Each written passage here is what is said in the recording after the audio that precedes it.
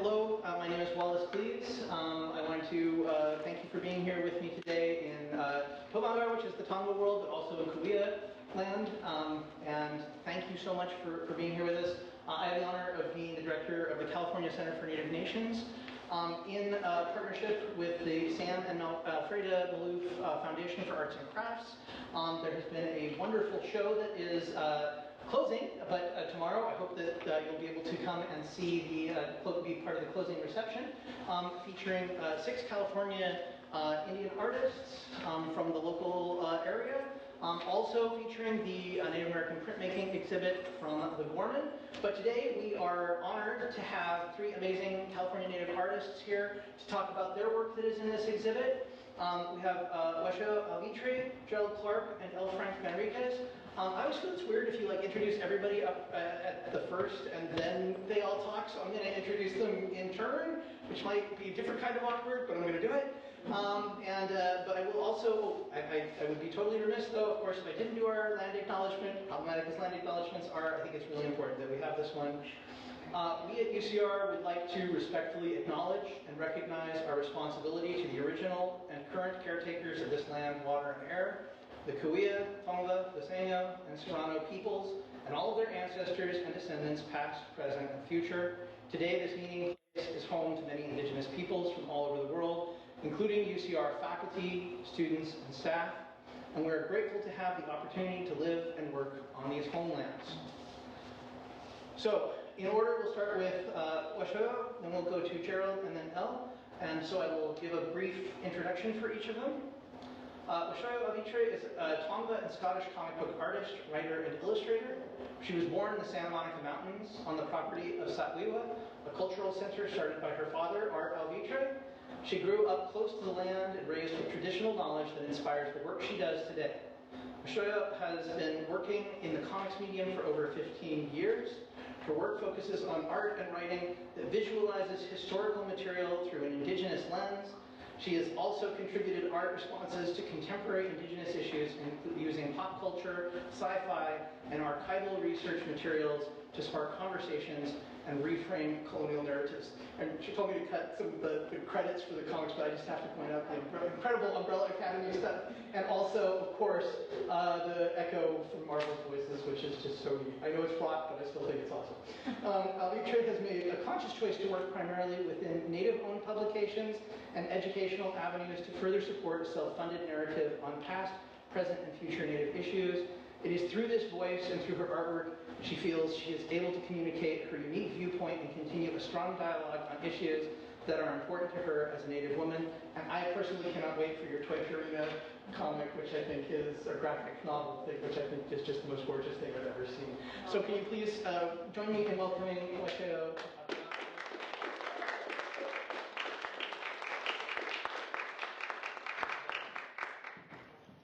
Thank you all, and hopefully I'm loud enough. My voice doesn't carry very well. So I thought to maybe bring a PowerPoint, and I kind of decided against it. So I kind of wanted to speak on relationships to the land in regards to our piece from the Maloof exhibition. You're welcome to scroll through these, and I can sort of go through and talk about those as well. What would be easier for you? It's whatever you want. I can turn it off, or you can just leave it there. Okay, well, I guess I'll just briefly go through and discuss my piece. So my piece for the Maloof exhibition is a long, 30-page story, sort of. It's written in a way almost like a song or a poem, talking about our traditional sacred site of Huvuna, which is located on Cal State University campus, Long Beach, and has been an area that has been turned into the university, but also has had a very sort of volatile history in the relationship of the people of Long Beach, the colonization of Long Beach and of our village site there and our sacred site, and how it's affected us as a people. There has been multiple lawsuits in the past 10-15 years in regards to how the land's going to be treated, if they can build strip malls on the property. And my family in the 90s was down there and fought tirelessly for several years to protect the site, as well as to protect the human remains that were pulled out of the site. So particular is something that I really wanted to bring people's awareness to, and to sort of bypass the politics between multi-tribal groups and lawsuits, because it's sort of working within a Western schematic of law and politics that is a lot different than our sovereign way of dealing with things. I wanted to focus on the sort of the unified creation myth story that we have as a people, as Towük Hiüvaniyüsn people, but also surrounding tribes that were brought into missions that were close by and that share those same creation myth stories, or very similar ones. So I'm here today speaking to you on the things that I do, but there's a huge backstory of my family being involved in these things. My dad helped start Satwiwa Cultural Center, which is on joint Tongva and Chumash land in Newbury Park. I was actually born in the little house that they now have National Park people camp out in. And the museum that's now on the property was actually just a horse stall when I was a kid. So it's really great to see that they've got funding and all these things. It was all sort of in the process.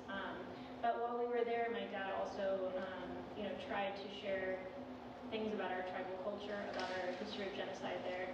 And he was ultimately repeatedly either shut down by the Park Service and censored by the Park Service, or kind of put on watch. Like, you couldn't talk about the genocide, you couldn't talk about the colonization. We want people to come here and learn about the Indians that used to be here, in a very sort of Disneyland-esque type thing. So he really butted heads with the Park Service, and he tried to bring in outside funding to help support a lot of the work that is now being done there. But it was kind of a volatile situation, and he ended up really butting heads when I was about 5 years old, and it came to this, you guys have to leave within a week from there. So it was a very abrupt pull from being born on that land and raised on that land with traditional values, learning about plant medicine, learning about the different sites on the property, and then sort of being uprooted and shoved into the city of Ventura, which I now live, up north, which is Ventureño Chumash land.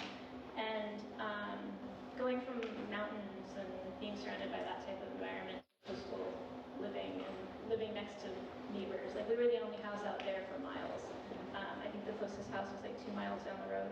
And so when we moved to Ventura, it was a real shock to my system to be in a house next to another house along a street that had all these houses and having paved roads. It was kind of bizarre. So I really, my dad went through a lot to support the family and to also maintain his sovereignty and his belief system, and not going with the flow and not, saying yes to the Park Service, yes, I'll censor what I'm doing. He really stood up for what he believed in very many ways, and, I think it made us struggle a little bit when I was a kid growing up, seeing the ramifications of that, of not going along with the system. But I have the utmost respect for him, for doing that, and also the way that I was raised in those 5 years growing up in Satwiwa. The piece also is reflective of the work that my aunt has done at Cal State University Long Beach, where she now teaches. She has been working tirelessly with the ancestors and reburial down there, with repatriation, with NAGPRA, for years and years and years. My grandpa was down there fighting when they were trying to move people out of the way.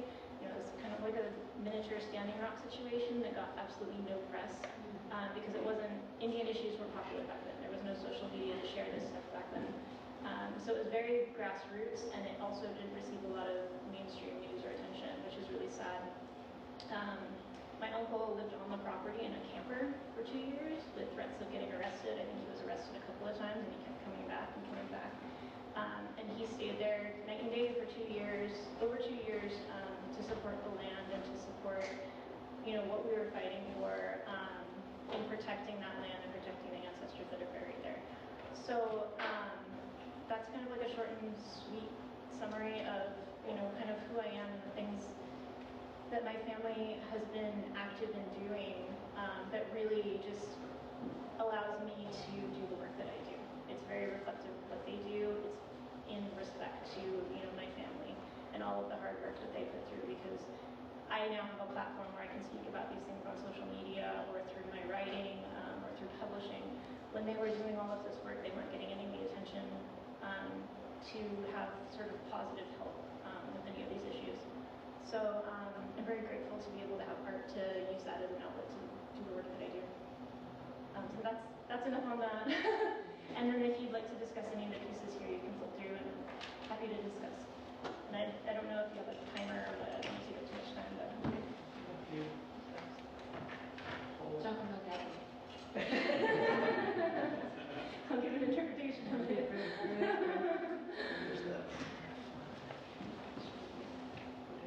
That reminds me of one of my dad's pieces. Oh, there's those. That one especially. So these are a couple of slides from the Prayers for Pugubna pieces at the Maloof. And it's discussing sort of the land development that they tried to do in the 90s with the strip mall.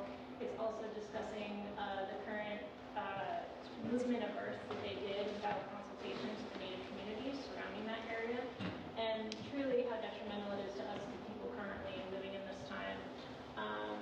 And I was using our creation myth story, and of course I'm using terms that are not necessarily within our language. They're the recorded terms because we don't necessarily have terminology for all of the points in our oral history. So my reference for this is using Geronimo Boscana's Shunish book with J.P. Harrington annotations. And so I'm trying to tap into a story that people can perhaps, if they're more interested in this, go and look up, read on their own, and understand a little bit further. I kind of did it more for our community than maybe for outside viewership to have an understanding. And it's sort of telling the tale of our creator when he was dying and they were going through a ceremonial process after he had passed away. They were going to inter his body, so burn it in a ceremonial fire. And the coyote came and they tried to send him away. Well, we need fire for this, go over the hills, and because they thought he was going to try to steal the creator's power. And sure enough, he came back, and while the fire had happened and was happening and he was being interred, the coyote sort of dove into the fire and tried to steal his heart. And so that's a little bit of myth on why the coyote looks like he's kind of singed, his fur is singed. And there's also a story sort of the blood of the creator on some landforms too that tie in with that, depending on what area you're from. You can go to the next one. This is just another part of the story, and the way that our creator gets poisoned is he sort of lusts after red-legged frogwoman, and she kind of there's various sort of verses of it. One, she sort of like stands up from the water and he sees that she has no behind, and he sort of like his lust just wanes, and she becomes sort of furious with him, and so she concocts a poison to poison him. And so it's just sort of a visual interpretation of our creation myth narrative. It's really interesting too because there actually was a lake close by to sort of where this area is, near Long Beach and Pugubna, and it's not there anymore. And it was known to have sort of a reddish tinge to it because it had arsenic in it, and I believe they covered it up entirely, but I'm trying to find and pinpoint that exactly because it really does tie into this story, and maybe the poisoning was arsenic poisoning.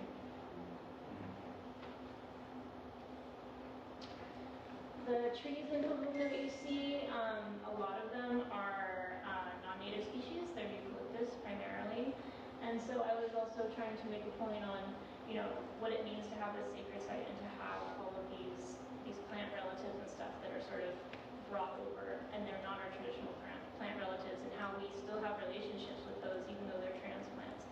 Me, myself, I'm Tonga, I'm also Scottish, I have leather jacket soldier blood in my genealogy as well. So not only am I of the people sort of that come from this land, but I'm also from the people that came over and tried to wipe us out. So growing up, knowing that, and then as I sort of got more into doing this work as well as Towük Hiüvaniyüsn, I really discovered a lot more history on that side of our family that I think we were all sort of unaware of. But to have that very polarizing type of, I guess, makeup and how you sort of work through that. Like if I didn't have my art, I don't know necessarily how I would work through those types of things. So I really use art for my own healing and my own sort of working through these problems that arise, or these things that are just hard to work through. A lot of it is trauma, and yet, you know, I'm grateful to have those things, because if I didn't have the makeup that I have, I probably wouldn't be here. I mean, so many of us are mixed blood, and you know, the upside is that we're here now, we're talking about these things to hopefully prevent sort of future, you know, violence and future culture loss. This one is sort of my reflection on methods of reconnecting with the land. So this is through food. I recently was shown how to gather acorns and process acorns by a woman up from Ventura. She's Venturan named Shumash, Julie Tumamayat. And her family has a very long history in Ventura. They're one of the very first families that had power on the land, but they were also working within the mission system once colonization came. But she's a huge advocate for, you know, maintaining Native ways of life. She's an educator. She's a very strong, powerful, very little tiny woman. You know, I owe her a lot for opening up the door to show me and share her places of Ojai to, you know, help me reconnect with our traditional foods.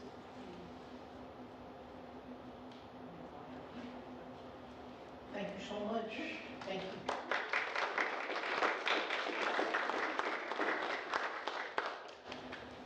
We'll have questions at the end. And please, if anybody's standing, there are seats around. Please come around. If you're so comfortable. I do bite, however. Yes, he does. It's true. All right. You're not like a llama.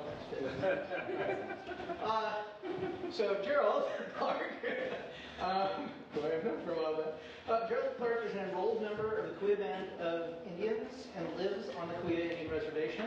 When not creating artwork or serving as professor of ethnic studies at the University of California, Riverside, right here, Gerald oversees the Clarke family cattle ranch, and I love that you are a cowboy. Remains heavily involved in Kikuyu culture. He is a frequent lecturer speaking about Native art, culture, and issues. He served on the Kikuyu Tribal Council and works on issues, and that's past tense, which I know is grateful for, on issues affecting the tribe. When not working, Clarke participates in bird singing, a traditional form of singing that tells the cosmology of the Kikuyu people. From 2020 to 2021, the Palm Springs Art Museum hosted a retrospective exhibit entitled Falling Rock, covering his 3 decades of artistic output, which I hope folks got to see. It was, of course, during the pandemic, but it was an amazing retrospective. And quoting from the exhibit text, combining various media in his sculptures, paintings, and installations, he is inspired by his cultural heritage and tribe's desert and mountain environment to express traditional ideas in surprising and contemporary forms. His diverse artistic output resonates with histories of assemblage, pop, conceptual, and politically engaged art production by both native and non-native artists. That's a nice little blurb you have in that.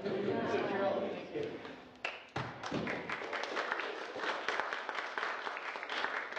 So thank you, Wallace. You just made me feel really old. Yeah, I saw that through. So hello, everybody. Glad to be here. Happy to present my work. I don't know if it's going to work. Oh, there we go. Maybe you could do it for me.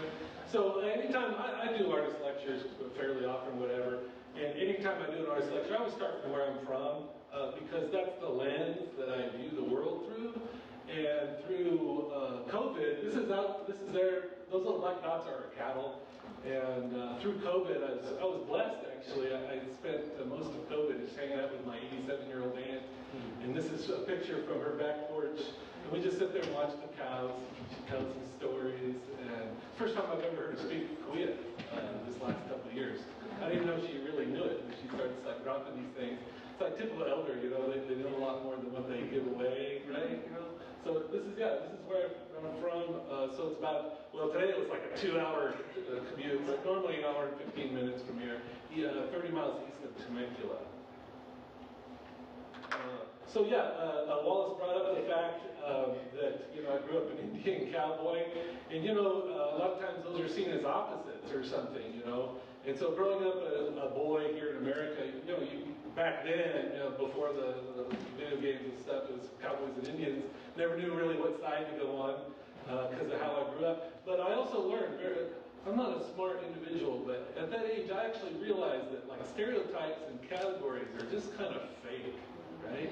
Even at an early age, I realized that early on. So that picture on the left, that's my dad and my grandpa. They got pistols on their sides and stuff. There's my dad in the middle, and that's me over there on the right. So I'm like, what, 7? They've already got me on the tractor. But this is how I grew up. And all of this kind of is the lens, right, that I view the world out of, that informs my artwork. So that's me in the middle there with the cowboy hat. I'm not going to tell you what I'm doing to that little bull calf. But we have a big annual family cattle roundup at my house there on the reservation. And we have Indian cowboys from around the reservations here in Southern California. They all come, we roast, we brand our cattle, we have a big barbecue and such. And a lot of people don't understand that the Indians here in California were the first cowboys here in California. When the Spaniards came, they brought some livestock with them, and a lot of their ranch hands died of scurvy or died of various things on the way over, and so the Indian people, they fulfilled, right, that labor void. And oftentimes when you look at the history of California, what you find is they talk about, the riches, the gold mines, right? But the real gold here in California was the labor that the Indian people provided. So my family's been a part of that for a long, long time. And so my dad passed away in 2003, and I took over the ranch, and we're still doing it. And you notice at the bottom of the slide, I appreciate Weshoyot mentioning the word sovereignty. And oftentimes we talk about sovereignty when we're talking about tribal nations. But I also think a lot about sovereignty for us as individuals and our culture, right? And so, some people say, oh, you're a cowboy, right? So somehow I'm less Indian or something. And I don't accept that. I assert my individual, right, sovereign identity. I am who I am, and I'm proud of that, right? And I'm not going to compromise my identity just to fit someone else's category of what I should be. So my good friend Gordon Johnson, he's a writer from the Palo Reservation. He says, I can't speak for everyone, but I think Native art is an expression of cultural sovereignty, which in the biggest picture is the ability of Native people to determine who they are. And that's what I'm talking about there, this sovereign identity. So one of the things I've done, I've made tons of bad art the last 3 decades. I think we've done a disservice to our young people in education. Failure is a learning experience. And when my art students, if I see that they're never failing, I tell them they're not trying hard enough. Right? You've got to be in an area where you're competent enough to really go out on a limb, right? So I make bad art pretty often, actually. One of the things I've found is my art, I think, is most successful when it comes specifically right to my personal experience. So I just showed you the cows, right? So we brand our cows so no one can steal them. Do you know that still happens? Cattle wrestling here in Southern California. That's grand theft, actually, because of grown cows at about $1,500. So I make cattle brands, and we brand our cattle and stuff. And I was like, I should make a sculpture. So I made a branding iron sculpture, and I showed it, and it says the word Indian on it, because I feel like I'm constantly being branded when I show my work or what have you. And just, again, not a very smart individual, I made that sculpture, and it was like 2 years later, I was laying it down, I was like, I should use that thing. And so I took some watercolor paper, I soaked it in water, and then I heated up that iron, and I actually burned the image. And that's something I've been doing lately. So that bottom part of the slide is where I'm heating it up with a torch in this custom branding iron. By the way, I was sent to welding school at high school because the counselor said I was too dumb for college. What she meant was I was too brown and too poor. Right? And so that welding has been so great for me over the years, and it still informs my art practice. So I heat these irons up and then I burn the images, and it's kind of a violent process. Actually, I'm not a violent person, but I started doing this more and more around 2016 when I saw all the social violence in this country, and I felt like this kind of matched what I was seeing on the news and in social media. So you can see how I kind of play around, and I have all kinds of different brands in different words and such. And then the image on the right, I was at an artist residency in Vermont, and one of the other artists went to the local public library, and they were decommissioning books. And she found this blue book. It's called Disinherited, The Lost Birthright of the American Indian. And it was about how all the Indian lands that were lost due to colonization and broken treaties. And I said, oh, well, thank you. Set it right there. I just branded it right there. And then I opened the book up and to the title page, I signed it and dated it, and now it's my sculpture. And I call this the ultimate plagiarism. If you look at books about Indians, 98% are not by Native authors. And even this institution, there are a number of dissertations that were written by my community, right, about my community, and that information was extracted, just like the mining, right, extract out of the community, they publish their dissertations, then they're out of here, and that knowledge doesn't make it back to the community. So here, I'm stealing back, right, I'm stealing back that knowledge. So here's some other ones. There's another book there on the left, Indian Painters and White Patrons. That's by the author J.J. Brody. He's the first non-native art historian. That book was published in the early 1970s. It's the first book that actually considered Native American art, not as trinket, not as artifact, not as ethnographic example, right? And even in the book, he writes about how so much of the native art that was being collected was actually based on economics and not on quality. And so I did a branding there of the dollar sign, and I branded the book. And then again, signed it, so it's my sculpture now. This is a self-portrait, so it's related to those branding iron prints. So obviously that's me, right? Everything that you see there is text, it's words. So I went to like Staples or Walmart or something. They had a make your own rubber stamp tool for your self-addressed stamped envelopes and stuff. And I was like, well, that's cool, but how can I use it as a drawing tool? So what I did is, and I think, yeah, there you can see a little image. So what I did is I stamped my self-portrait with the ink pad, right, just over and over again. And the text is actually the names of the 6 most prescribed depression meds in 2016 when I did this work. And so you may be wondering, why would you do that, right? Well, you know, I think, I don't want to speak for the other artists up here, but we know our history, and it's a heavy history. And that history, that weight, you carry that into the classroom. You carry that into the studio. And I often warn my students, some of them are in here today, you know, I give them a trigger warning. I'm the one who's getting triggered half the time. When we're talking about genocide, we're not talking about statistics. You know, we're not talking about bar graphs, right? We're talking about family. We're talking about human beings here. It's tough stuff, right? And so, yeah, it's just an idea I had, and I thought it turned out pretty cool. Another thing I'm kind of known for is I went to graduate school, patting myself on the back, you know, first family member to go to college or what have you. And I was like, well, how can I call myself a Kuya artist if I'm not making art in my community? Because nobody, frankly, even today, nobody's making art for my community except me. Right? We're a rural area. Most people don't have a background in the visual arts, right? No art history degrees. They work hard, and they're digging your ditches, they're cooking your burgers, they're washing your dishes, you know.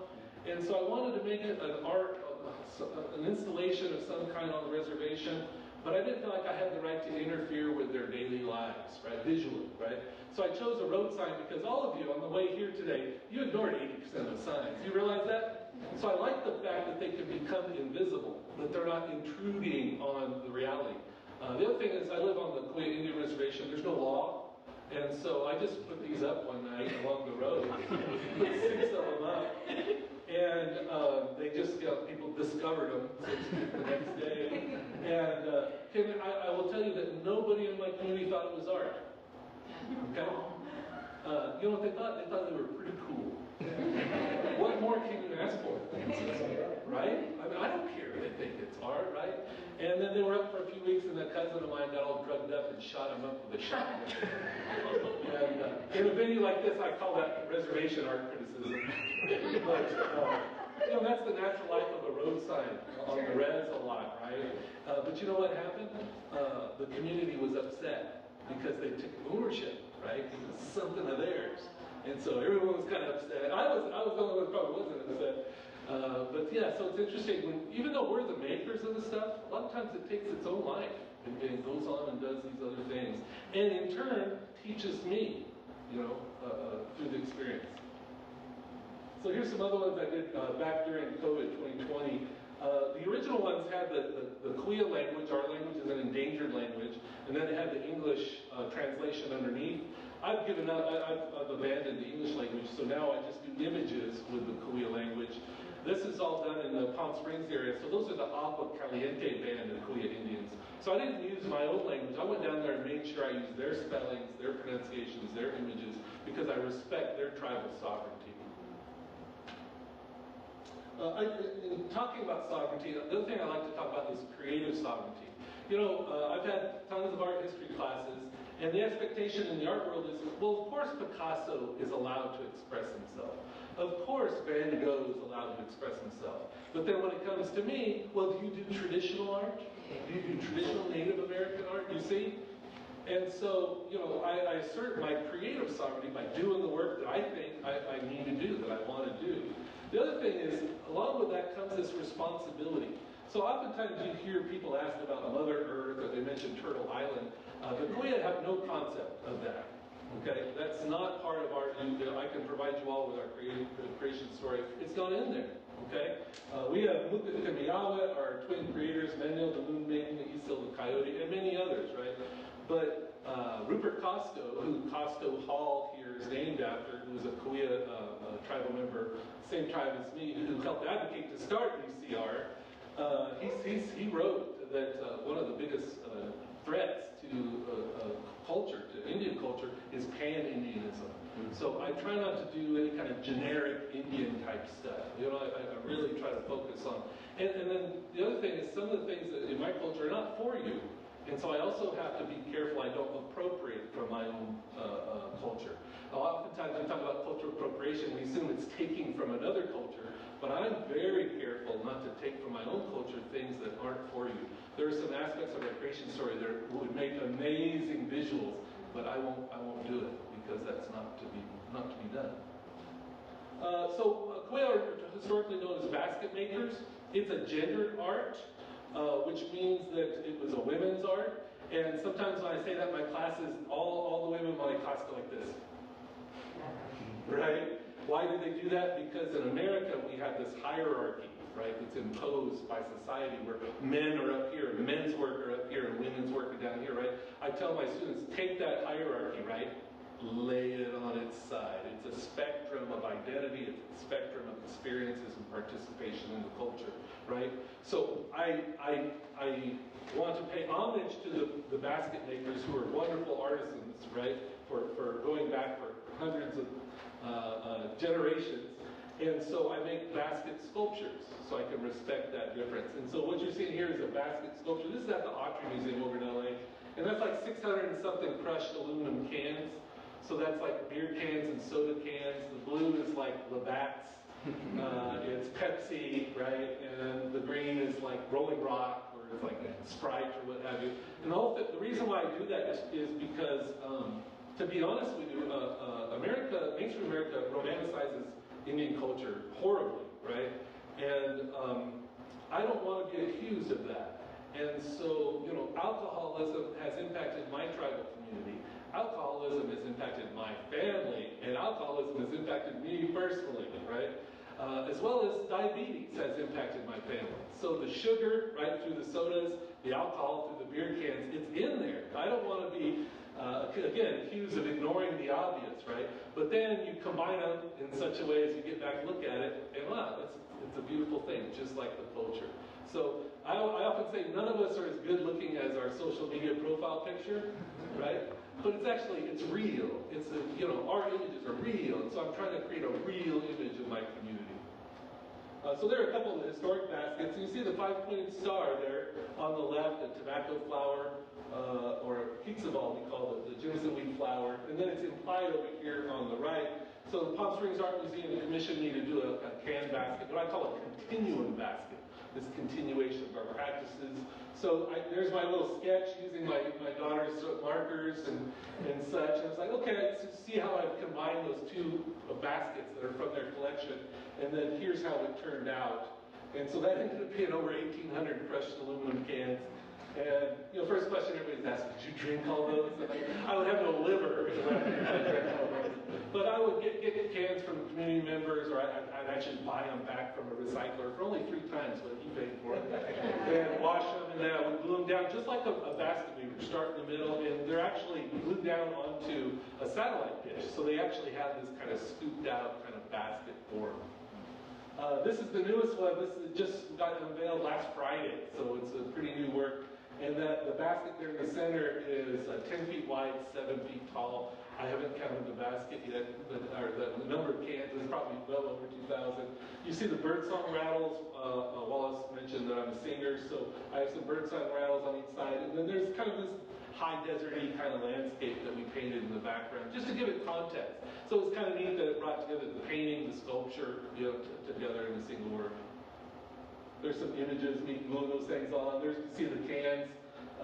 Black is Pepsi Zero. I know them all now. If you go to a mini mart, you open up, you see that wall of coolers. It's like a spectrum of colors there, right? It's more variety now than it was when I was a kid. And so with that, chemkal says it's good that we're gathered here together today to talk about these things. Thank you.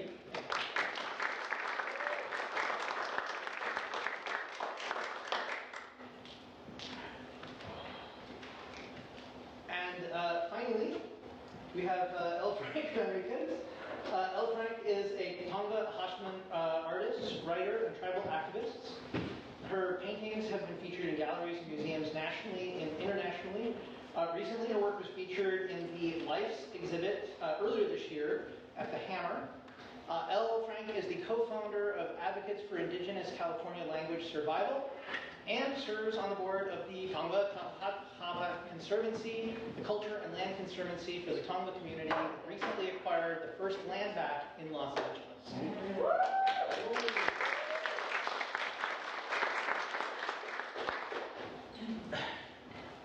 Can I make it the full screen? How do we do that slideshow? Where is that? Somewhere there, you're on point. Just click it. Just like it. Ooh. Okay. Well, they've already said a whole lot of what I'd say if, we had more time. I will tell you this, that I just, 3 days ago, lost 15 years worth of art and language. So I'm really sad about that. But there was some, thank you. But there was some left somewhere else in the air, however y'all do it now, there it was. So you're going to get a quick run through, and because I lost everything, I put 140 something slides here. So if we don't finish, okay, there'll be parts that it'll go like this, so nobody have it. All right. So I thought I'd introduce myself, Miha. L Frank,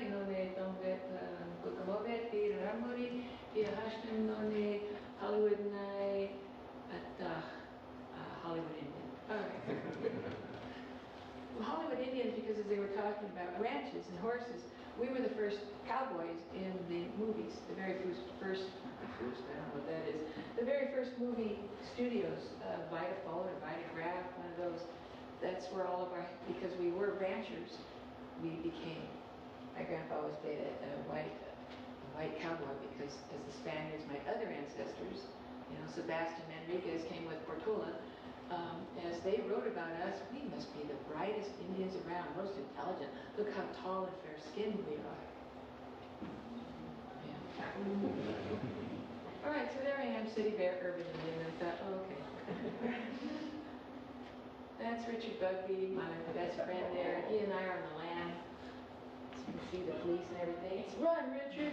So I'm just going to show you photographs and art that I have, and I couldn't put them in any order because I've never done the Google thing, but I did the Google thing. And so we're going to get what we're going to get. This is the only person in my family I look like. That's my grandpa.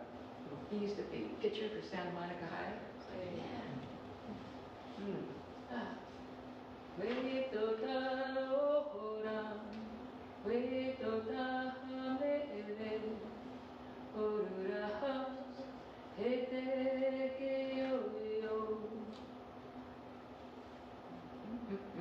Wasn't raised in nature. I ran into nature, but I'm old enough. I'm 70, so now with our buildings, I guess we call it nature.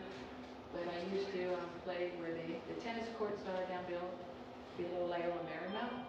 And there were 600 of our people buried there, and I used to lay pretty much over all the women, and they talk about me and ignore me and instruct me. So somehow I got a sense and a feel for the land and my peoples, even though my family were all Spaniards. Yeah, right. That's why we can't get jobs. This is what he was talking about. Yay, Indians! That was just about the romanticized stuff. Everyone, go do an art show, and they go, "Where's the coyote with the neckerchief?" That's my friend. She wrote a book called Bad Indians. But another friend of ours made that sign. I thought, yeah, it's nice. There's my dog. I have to throw my dog in. She's from England, but she's an Indian dog. Now that's an adoption thing. Most people go for the adoption thing, but it's a very real thing in native life. That's Rita Hayworth or Susan, whatever.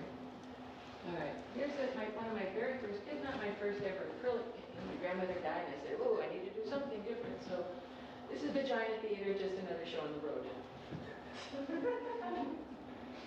This is called The Moment, that ship coming in, you know, those little crosses, those are the stars in the Milky Way, and tying our spirits to the four corners of the sky.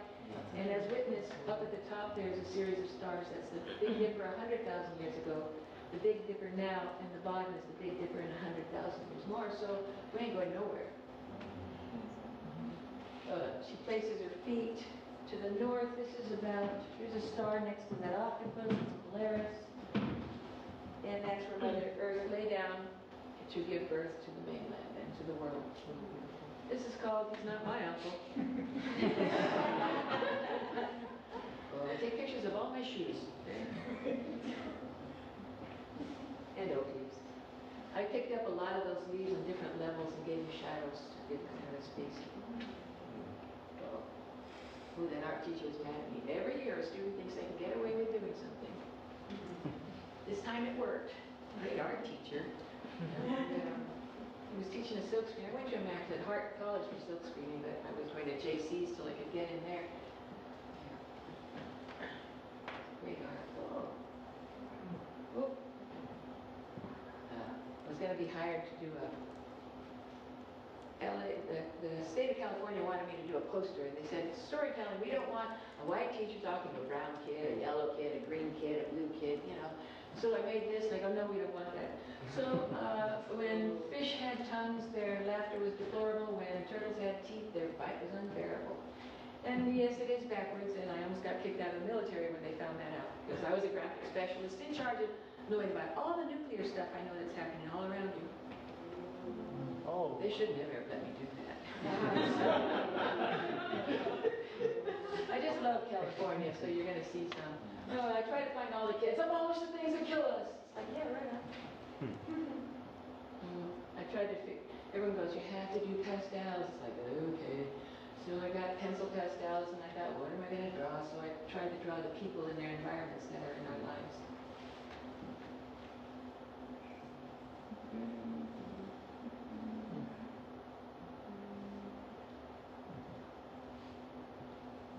This is Cannon Nunez on the right there. He's the one who did this eye tapping, and he's tapped many natives in California, about 40 now, I think, over the years. They've come over, which started the movement now where our own people, mostly it's our own women, are tattooing each other with the way we're supposed to look. This is Hawaiian, but everything else. Oh, this is Two-Spirit Day Pride. I did the opening. Which is the first time that they ever asked a person from this land to do the opening. So I thought, well, at least somebody did something once. I found this in a toga basket in a warehouse in Berkeley. I put it on the floor and shot it. It's a harm no rabbit. It's about, this is Stick Breaker. He protects all rabbits. A stick, it's a rabbit stick. You chuck it, well, actually you're supposed to chuck one stick and then another because the rabbit zag and zag. But this rabbit ain't having none of it. Just places I've been. I travel with a lot of people. Now people know Tonga. I was up there where Sanity Claus lives. In Nui Neptune, I was dancing with 90-year-old women. The waltz, because that's what they chose in language. You know, the part where they're supposed to choose verbs. Well, they chose waltz and polka. So there it was in the Arctic. You know, the little old ladies in buttons. Somebody told me. This is a cooking stick, talking about cooking acorn. This is this setup. There's a willow stick that has a loop for the hot rocks here to put into the baskets. And the woman whose basket this is, her mother taught me how to make acorn about 40 years ago. She sent me under the house to think about what I had done because I held the sticks wrong, and when I turned, I threw a hot rock at her and landed her. So I had to sit on that couch for quite a while. Didn't get her. She saw it coming. It's faster than she. There's a little Fiat. The Fiat, you know, the Chumash is saying Tamols, and we're saying Fiats, but no, we have plurals. There's the first one we built in the 90s, Momanahiko. Look at how wrong we're holding the poles. We didn't know that that's a lot of expended energy, you know, when we could just do this, like we used to, but we learned. This is my canoe. She's been on 4 canoe tribal journeys, tribal canoe journeys. She's lovely. I'm going to try and leave her down in Orange County for the Tongva and the Ahashnim or whomever so that they can take it out. Because I want a canoe for you and a canoe for you, you know. But this is the second one in several hundred years. The Momanahiko was the first, and I'm making the 3rd, 4th, and 5th also. Smaller. There she is. She's sewn and glued together planks. And I just struck up a deal with the museum. I hate saying the La Brea tar pits because La Brea means the tar, but the tar pits. And they're going to let us make little models and asphalt them to test out the bottoms of tulicans. So we'll be behind this big cage, but it's okay. These are the Chumash Dom Tulum. I think that's their word. Oh, that's Cheyakaway, which means 50 cent. I gave him that name because whatever. So you have to steam the wood. It's pretty interesting thing to do. You need a few clamps and a few clinkets to help you. There's Mercedes in there, back there working on it. And this is now a steam plank of wood for 2.5 hours, and we're putting it up against that plywood. And then within 8 to 10 minutes, it hardens again. That took some experimenting. We have a lot of people come through our canoe yard. This stitch occurs nowhere else, is what I've been told, except on our canoes. It has to go through a particular way, come back, you tie the knots, and they go into the holes. This is a real anchor. The museum people were so happy with me. They come running up and they said, "Here's an anchor, you should take it with you and use it on your journeys." And then they go, "We should ask the director." So yeah, that's a little stone effigy, canoe effigy I made on top of that anchor. See? There's over 400 holes on this. We didn't see Tech today, she was in there.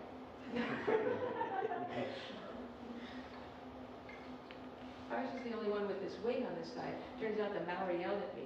They make canoes for their royalty. And I said out loud, "I wonder if I should put that thing on. I've seen in photos." And he goes, "You gotta put it on." All right. But apparently when you're going through the wave without it, you lose momentum. If you've got that little wing, it lifts you up and through, so you don't have to work as hard. And I saw one in a Chumash picture, that Fernando Librado had done.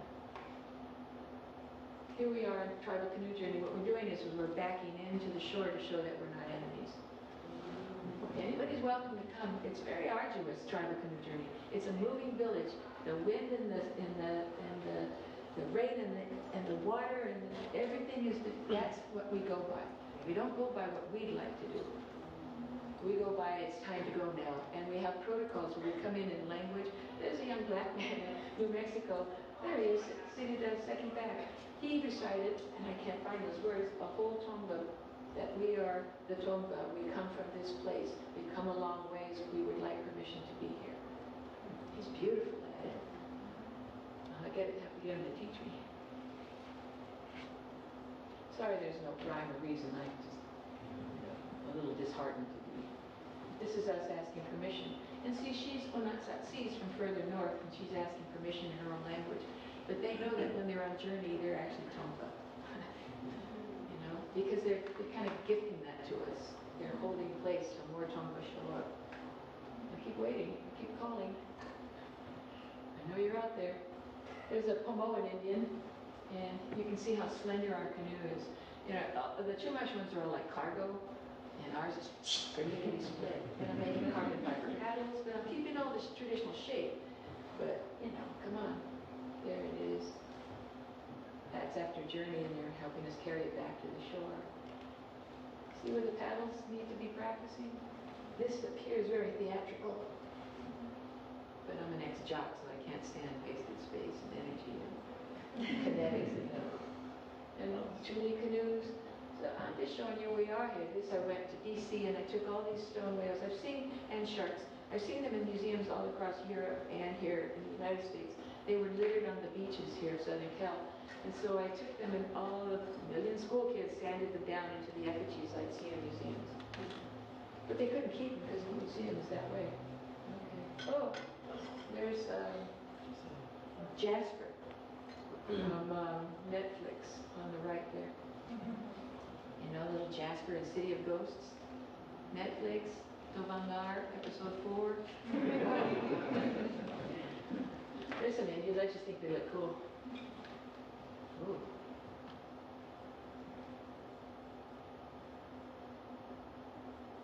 I just photographed this bull over at the Museum of Natural History LA. They're very nice. He said, "This museum is yours." I went, "Great." But you can't have anything. It's like when where is it that you were born? Satwiwa. The opening of Satwiwa, they sent the Tongva here and the Chumash here, and the guy in his brown uniform goes, "This is your land." So I raised my hand. And he goes, "Yes." I said, "Can we live here?" And he goes, "No."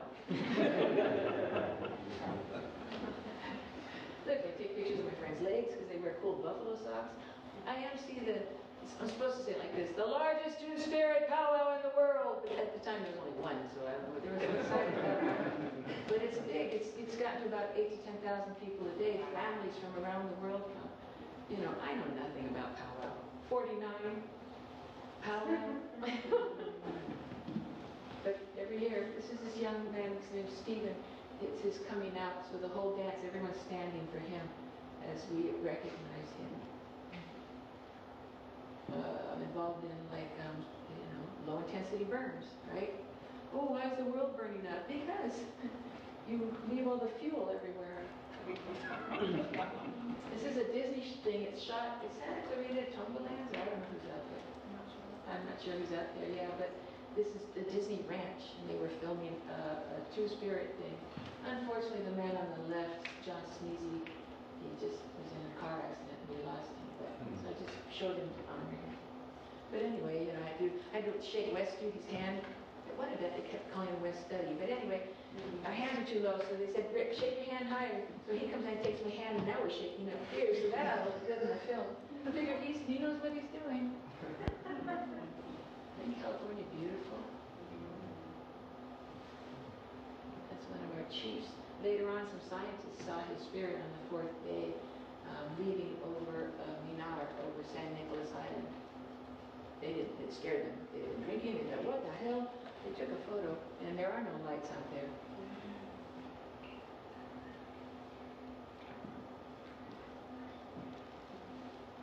Yike power.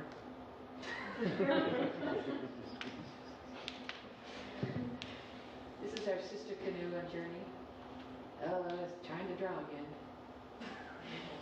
Coyote drops the goblet. I think I forgot to put the host on the ground. Maybe I can go back and paint that in. I did this whole series of Coyote running away from the church because, dang, my whole life, go to church, get confirmed, do this.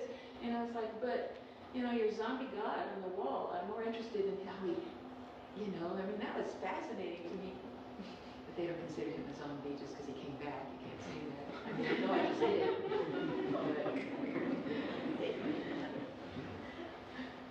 Corn.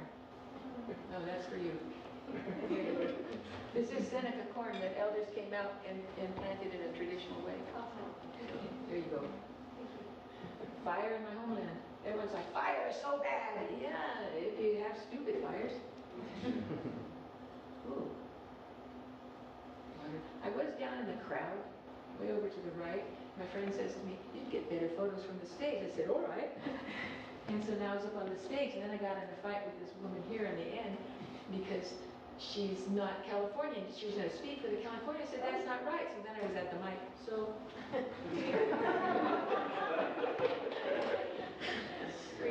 there's another story. Once I got locked in the Louvre basement for 2 hours. Anyway, This is a creation here, you know, this is the, it wasn't until I went to an astrophysicist conference that I understand our cosmology better. You know, the Milky Way did all this stuff and crashed things together, and then there were sacred things born in the order. There's Moira, there's the moon. You know, the Mystery Science Theater things are actually human beings. Me trying to learn how to do this, whatever it is. This is about the last Wamkish on the island of Pimu, you know, Catalina and the mainland. I figured that the embers and the flames of language, they live, you know, and here are all these people still recognizing that. Oh, 7 sisters. Too bad, Coyote, you killed your husbands. I have no time for that story. I have 5,000 slides, all right? So this is about solstice, and those coins are just shell money, and I use them as cultural currency. And then that stone, that person, that Raven's carrying, once I gave a painting, a drawing like this to this lady, you know, and they don't really have tails, because I figure you understand they have them, so why do I got to put it there? But I gave it to this lady, and she goes, "How did you know I was born without a tail?" I went, "Okay." Now this is called Be Afraid. Be very afraid. Those are little acorns. That's how they look when they first open their first little leaves. They're all like jagged, pumpkin-headed thing. Some guy broke into a roundhouse. He had a microphone. There's a smoke hole, and he was putting the mic down the smoke hole. So it made me paint this: Sacred Indian Doings. Get your electronic gear, you know. Get there. We tell you it's sacred, you gotta shoot it. Nothing personal back there to the camera. This is our sacred plant. Yeah, I can tell you a lot more. Double drop, what do you call it? Etching plates? Yeah. You know, it's like 12 different methods there. But it's 2 plates on 1 piece of paper and a printing press. It takes a while. All right, I better go. This is a story that happened to me in Chumash land, top right. That was moving in this darkened hotel room. These things on the left, they were sparking in the corner. It sounded like there were bird wings. And then there was somebody in a pitch black room. We were visited by 4 benevolent spirits in the village of Sihdom. Okay. No, really, please, take my wife. The race was close, but night was declared the winner, with increasing chances of dark. Oh, you see they're doubles. I couldn't tell when I was building it. Shot that in Hawaii. I said, "A wave's coming." He didn't move. I went, "All right." 7 giants who hold up the... I didn't know what the giants looked like, so I made them lizards. Figured good as anything. This is the embrace of Wiyut. I was into Plains Indian stuff, you know. So there's some traditional old Plains things, and the women's have these little bees, these little triangles right here in their old traditional stuff, so I threw it on her. I came back from lunch, and my friend who owns a gallery says, "Somebody wanted to buy Shiny Vagina," and I said, "What?" I told her it was Shiny Vagina, but that's not its name. It's called the Embrace of Wiyut. This traveled around for a while. It's called Even Where the Ancestors Live. It's how the world affected your culture and affects you. It's why even where the ancestors live. And there's all kinds of little intricacies happening around. And that thing on the left is one of those things that goes into space and all those little shields fall off of it. Yeah. You know, when you're waiting for the elders to show up for dinner. Franciscan showers. I bet people look at this and go, "Isn't that nice? They gave the Indians their own showers." So we made this in a 3D thing once at a show, and everybody had to walk through the mission doors, creep them out. It's also the show where I had like 600 cockroaches with American flags in their backs, crawling all over all these Indian stuff, and all the other artists go, "Put it in mine too." So it was cockroaches with flags everywhere, and I put some in the bathroom, and you didn't see it. It's just the ladies' bathroom. And I put it there, but when you stood up, you saw it. So we heard this big scream, "Damn it! Why do they have to be everywhere?" And it's like,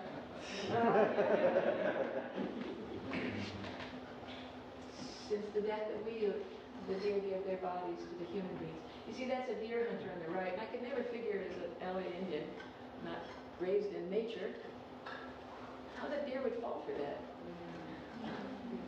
It's quite complex, but in the beginning I had no idea.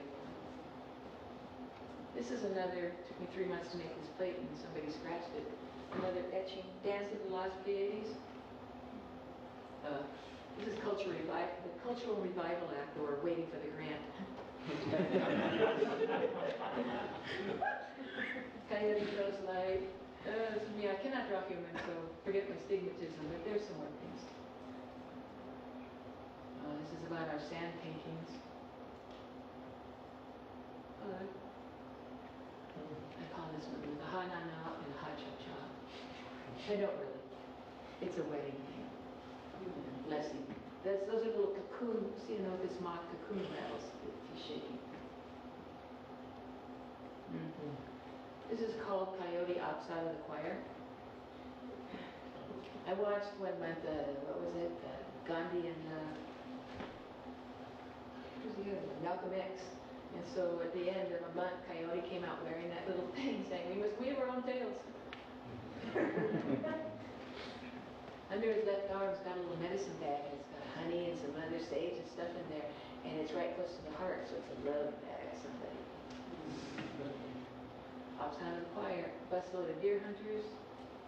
Only the deer can see out of it. Plus, look at that, the bus is scraping the ground. I draw the same way as I did in the second grade. Which was okay for them. I've been shooting photography since I was 8 and a half, 9. We work with the Filipinos, well, the Pomopinos, they're Filipino, Indian, and Pomos. The Pomopinos. We build canoes together. A whirlwind never travels alone. Some old lady said that because, they travel and pick up everything, so you don't know what's in there. So you're best to stay away. We natives are close to the land.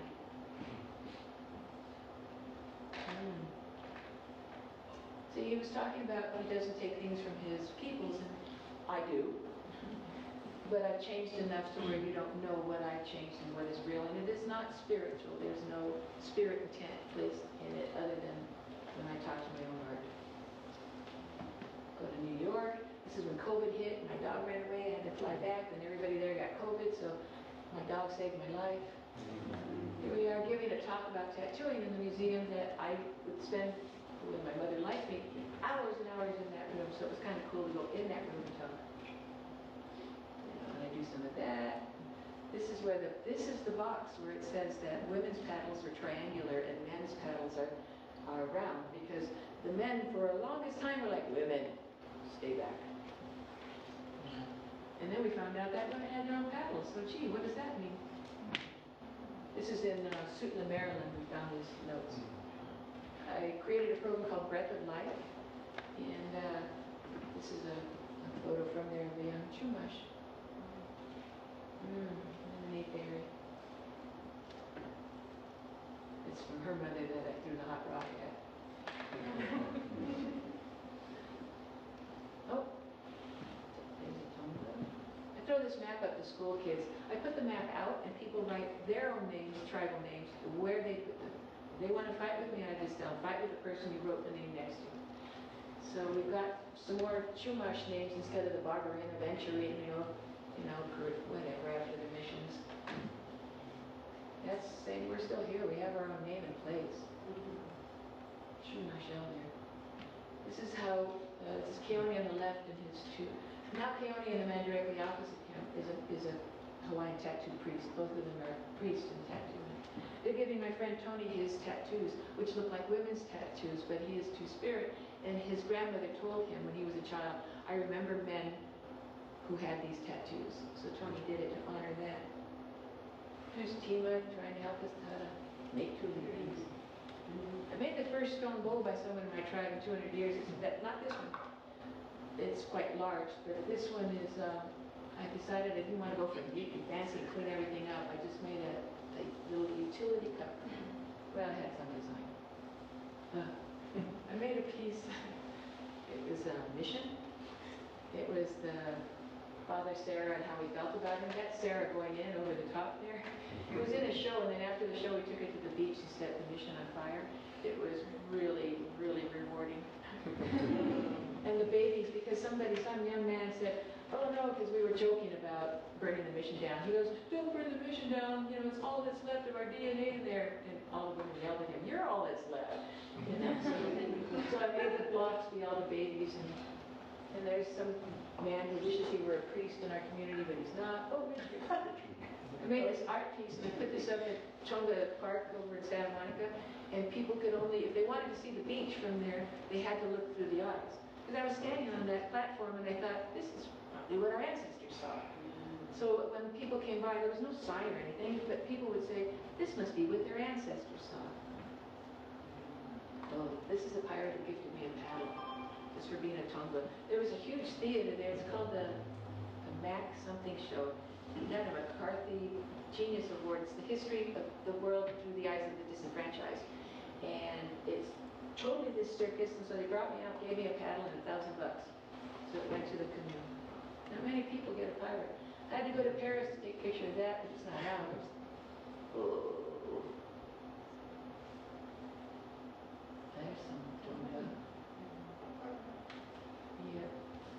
I'm just showing you California people.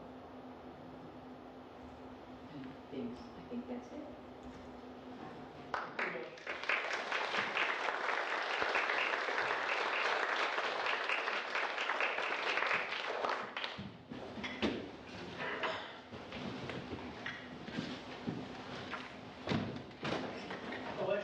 Thank you all so much for that. I'm so grateful. We have time for some questions. I'm going to take, I don't know, my prerogative and ask a couple that I really wanted to ask in connection with the exhibit that's at Maloof. Jim's here from Maloof. Thank you. Please, come sit down. We've got lots of space in the front row. He does bite.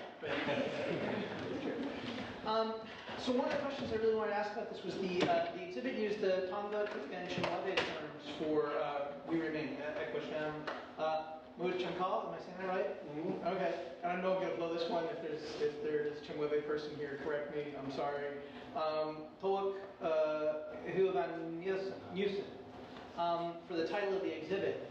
I remember, back in the 90s, the term being used as a sort of affirmation after prayers and in communities that Equisham for us. All the time in my youth, but I noticed that it really isn't as frequently used anymore, and I don't hear it as much as I used to. Does that invocation still serve, and of course that's part of the title of the exhibit that you're on, does that invocation still serve an important purpose for these communities, and did it influence the choice of work or works that you submitted for the exhibit, or even just kind of how do you feel about that, those terms? I don't know, I've talked to Gerald a little bit about this, but it was a fascinating question. Do you want me to answer? No, thank you. Want to go first?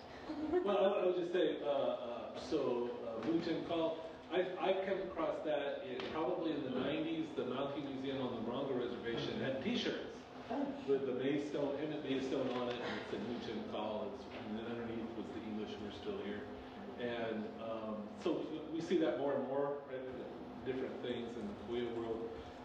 Although I think now, I think we're transitioning. We're not just still here anymore. We're thriving. We're engaging the world and sharing our knowledge. So, but the fact, right, that America tends to have this short-term memory, right, that making that stance, we're still here in spite of all that. I think that's kind of a powerful thing to be saying, Yeah, I think it definitely was the reason I submitted the thing that I did for the Maloof exhibition. It's something that I've been trying to sort of bring back into my work. When I talk about my work, it's something that I, for a long time, didn't feel comfortable saying. Because I grew up, going to public education. You guys have all died, you're no longer here, your language is lost. And even now, I have to catch myself sometimes when I talk about our language, and I try to say it's sleeping, because there's people that are bringing it back now. And none of this stuff is ever actually gone. It's whether or not people want to, devote that time to bringing it back or sustaining it in their day-to-day lives. So yeah, I do try to say we are still here, or we are here, more often than not when I do lectures and talks. But it's not necessarily something that I heard often growing up. Yeah, years ago I had an art survey for the non-extinct. And, we're still here we wouldn't have to say it, it wouldn't be important, except that there are people who don't think we're here all the time. And until that's changed, then we're still here, you know. Yeah. Thank you. As kind of a follow-up on that, thinking about like the way language, I just wanted to ask a really general, because I know for all of you it does, and well, you've talked about this to some extent, but just how does language inform the kind of work that you do? I mean, because you're working in kind of visual mediums, important, but how does, you know, language and your appreciation for, you know, your own language work into your artistic representation? I'd like to say that there is no other path than through language. Language was what I first heard. Even if I didn't understand the words, I began to understand what they wanted and what they said when I listened to them. And when I kept seeing them in different places, which is why everyone left me home all the time, because I was a weirdo kid seeing and talking and things. But it informed me, and that's why when ICLS, the Advocates for Indigenous California Language Survival Board, was started, they asked me to be on it. I had no idea what a board was. But I had been very interested in language and knew that it was, that I was being driven to do that. It was part of my obligation. If I was being so informed that language was so critical, then it's my job not to, it's my job to not ignore that. And that's why when I helped form the board, when we first started in ICLS, it was like an avenue to do what they'd always told me to do.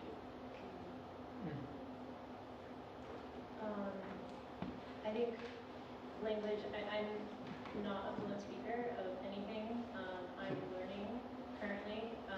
My dad growing up, well, my older sister's name is Winona, which is native, but it's not from California. And as he was sort of learning more about his culture and becoming more in touch with language specifically, I was born. And so my name is the first of my siblings that's done in our traditional language. My name means 2 stars, and he named me after 2 shooting stars that he saw beside me the night I was born. I was a home birth, and my 4 younger brothers were all home births. So I grew up with a name. Every time they go into school, they look at it, and then they always want to read that last name first for some reason, and when they butcher that one, they get to the first name. And I always got, well, do you have a nickname? How do you say it? Are you Japanese? What is this? You know, like growing up, it was just me reiterating, no, my name is this. No, I do not have a nickname. No, this is how you say it. T is silent. And it really put me in like an awkward place as a kid because I kind of resented it a little bit. I was like, why can't I just have a normal name like Sally? You know, it's just something real simple. So you go to Starbucks, you don't have to like, you know, come up with a pseudo name. And then for a while, I was telling them my name was Jane Doe because I just didn't even want to deal with it. But it's something that when I became a parent especially, something I really appreciated is the fact that my dad, he did what he could do with what he had at the time, the knowledge that he had at the time, and in his limited language knowledge, to give his kids names in our own language was something really powerful and something that I didn't respect or appreciate until I became a parent. However, my 2 kids don't have names in our traditional language. And I've thought about that too, and I thought about that when I was pregnant with them. And that's a whole other tangent of a conversation, but yeah, no, I really do feel like, you know, building a relationship with your language, if you can, or if you have that, it opens up your world. Like my dad always told me, because our language is lost, because there are no native speakers, if you can ever learn anything, learn Kuya, because Kuya is a very close language to ours. And so I took, during the pandemic, 2 language classes through Palomar for Kuya. And Eric Elliott was the teacher, and he's an amazing language teacher, and he had a lot of respect for Catherine Salvell and the way that the language should hopefully be taught. But just understanding how fragments of words connect to stories, that really opened up a lot of stuff, and I started applying that to what language I could find from our traditional languages, and it's really, you know, opened up a whole world of me using it within my artwork in the last couple of years. So it's something that I hopefully, you know, can pursue longer and hopefully eventually speak it. The songs are easier for me to learn than conversational, but it's very important to me. It does affect my work greatly. turn? Sure. So those road signs, the original road signs were in our language. It was just trying to promote some awareness, right? Again, nobody thought it was art or anything. But I have to say, I think I'm also extremely influenced by English, because I see how the word tradition is used against me and against us, right? And my grandparents, they met here at Sherman Indian School. My grandmother was Kuya, my grandfather was Wallapai, and so they spoke English to each other because they spoke different languages, right? So they had 4 kids. It's my 3 aunts and my dad. My dad's name is Gerald Sr. My aunts was Patricia, Prudence, and Virginia. And I think we're talking about names, and I think, wow, what such proper American names? Why is that? It's the same reason why my dad ended up, I've never heard my dad speak our language before. He passed away in 2003. Through my sitting with my aunt during COVID, she told me, oh yeah, he was fluent when he was a little kid. And when he went to school, the teacher told his mom, my grandma, that it's going to hurt his chances of making it in the world. And I think that's why they also named their kids these proper names, right? And my grandma ended up beating it out of him. And he never spoke it. Like, I've never heard him say it. You know, pretty tragic, right? But, she loved him. And the parents loved their kids, right? And they did whatever they could to make sure that their kids would make it in this world, right? And it's like anyone who's a parent here could understand that, I think. And so, yeah, I think about our traditional language, of course, right? But, I'm teaching classes right now, and the textbooks talk about Indian villages, not towns. They talk about tribes, not communities. That word choice is so important. So I think a lot about English and how it's used against us. I also wanted to ask about land and the environment, which play an important role in many of the works that you all created, and that strongly evokes a connection to the spaces that our communities inhabit. What role does the land play in inspiring your work? How is the connection you feel to place distinct? I'm thinking of Bacon and Bauer's recent We Are the Land and other works that make explicit the centrality of location and understanding tribal histories and epistemologies. Is there a similar connection between the land and your art? And also, as the association between Native Americans and land is kind of ubiquitous, can it also be kind of problematic in ways? Sorry, a lot of questions there. Land, think about land. I will say, growing up with a father who's trying to re-engage and relearn his traditional ways of life, his traditional food ways, medicine ways, national park covering above you at all times, telling you, no, you can't have a ceremonial fire without a fire permit. They shut down one of his sweat lodges if you did it up there. It really showed me what connection you can have to land, but also the powers that be and what power they have over our traditional homelands.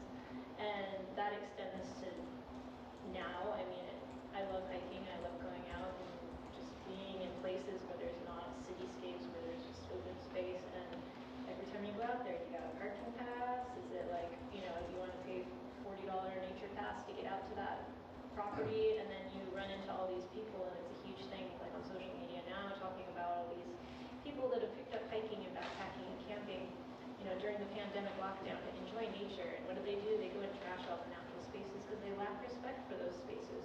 So for me, it's really hard to see all these things that gravitate towards like appreciating nature, Patagonia, all these things, when they're really detrimental to the natural landscape, to the plants and the animals, to fire and burn culture, to our traditional plants.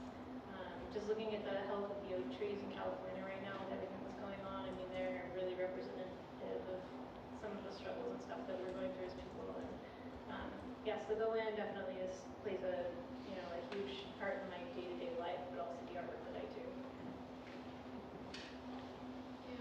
Yeah. As I've said about laying on the land and listening. I mean, what they gave me, what the land gave me was, and my grandfather was that I am the land. I am these animals. I am this. I am neither this above or this below. I am this. And which is, I do a lot of environmental work, you know, and that kind of thing. But it shows up in my paintings. Usually I paint, like, throw up in the gutter and then the mountains behind, you know, because I'm realistic, right? It's like, this is where my people come from. This is a huge city. It doesn't look pretty like I'd like it to look. But I once told Amy of the Indigo Girls, she wrote some song about LA and it seemed so sad, you know. She said she took a walk at 3 in the morning around downtown LA. I said, girl, you're crazy. But anyway, I said, you know, that she's okay. She's smothered under all this asphalt that we took out of the tartar pits, you know. But she's okay. She's all right. As soon as we're gone, she'll be better. You know, and it's not our job to do anything else but to try and take care of it as best we can because it's taking care of us. If we come from the land, from these places, then it is just us and we're not taking care of us. So it shows up in my art. You can see in my photography. You know, and I'm such a outdoorsy kind of native. I tell people I like nature through a window, you know, but I really do love it a lot more than that. It shows up in when people force me to actually go outside. You know, you can see that I shoot the bees, and I shoot the leaves of trees, and these are the trees that fed us, or feed us, or give us strength, or, you know, and in my yard I grow 7 types of sages, so they all end up in the art somehow, even just if I'm burning sage while I'm working. But it is a constant that the land, because we weren't, in my opinion, given the mandate to care for each other, we were given the mandate to care for the land, for place. You know, and it showed up in that where it said that I changed some art so it's not sacred, but it has all the sacred elements. What I showed you was a map to the stars. We'd make sand paintings, and they didn't just go and say, have, like, these are the mountains, and this is where you belong, and this is, they projected up to the sky and the stars. So I feel really lucky that I can still feel that, despite a couple 100 years of people trying to get us to go to church. Yeah, I think I feel lucky too. You know, I live on my tribe's reservation, and you know, a previous teaching job I taught at one of the regional universities of Oklahoma, and I had students that were Seminoles from Florida. So their people had been moved 1,000 miles away from their homelands, and so our reservation is a small fraction of our traditional lands, right? But at least we're still in those lands, you know. And I go hiking different places, and I see evidence. You know, history for me is not a chapter in a book. History is what I see out on the landscape, and that's what connects me, right? So I feel very blessed to be here. I am surprised America didn't try to just drop us somewhere in the Pacific, right? That's for expansion. But yeah, no, I feel lucky. I feel blessed to be in my own homeland. I love that point about the kind of privilege that we have being on our own traditional territories. So we don't I had a couple other questions, and I do want to open it, leave some time to open it up to other questions as well, but I'd be remiss if I didn't ask a couple of these. And this one's really for L Frank and for Weshoyot. What was it like working on the Tongvaland billboard project with Cara Romero, who's also in the exhibit, but wasn't able to be here with us today, and other mostly women artists? Mercedes was also in that. I know River, who's also in the exhibit, he had a billboard up there too. I don't recall a process of there being any such billboard project anywhere in the U.S. What was the process like? What kind of feedback have you received on that, positive or negative? I mean, what's really positive? Sure.